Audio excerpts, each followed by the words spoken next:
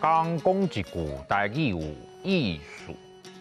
大讲一句的观众朋友，大家好，我是焦挂先。我上摆看花，特别是春天的花海，有影介水。咱今仔日要讲的主题就是春分。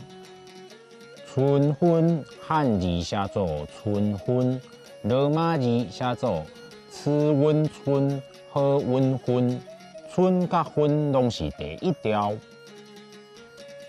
春分才伫家日后壁，这时阵的日头光直接斜对赤道，所以日时甲暗时平长。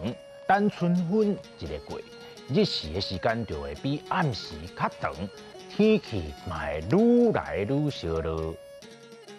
春分的时阵，自然的景致真水，真适合出去行行咧。逐当春分，我拢会带舅舅去草山看规山片的樱花，阁有看茫茫的海鸥。春分是烟仔鱼大出的日子，烟仔嘛有人讲是叉鱼。我计若食豆腐的时，就爱配这个叉鱼花，对，就是这味。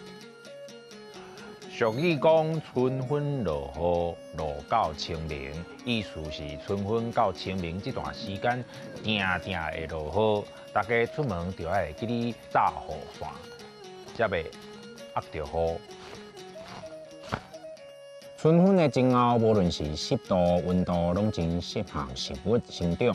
而且俗语讲，春分前好报田，春分后好种豆。做事人定定会伫这段时间拼甲大粒汗、细粒汗。阁有一句俗语讲：二月二单雷，稻尾较重凊颓。意思是春分若有雨水，稻仔就会较把水，嘛会有较好的绩效。六春分，烧热，烟仔鱼、叉鱼。春分落雨，落到清明。春分前好报田，春分后好种豆。二月二单雷，稻尾较重凊颓。外口看起来敢若咧要落雨啊！我要进来转啊！今仔日的大讲一句就讲到这，多谢观众朋友收看，咱后摆再会。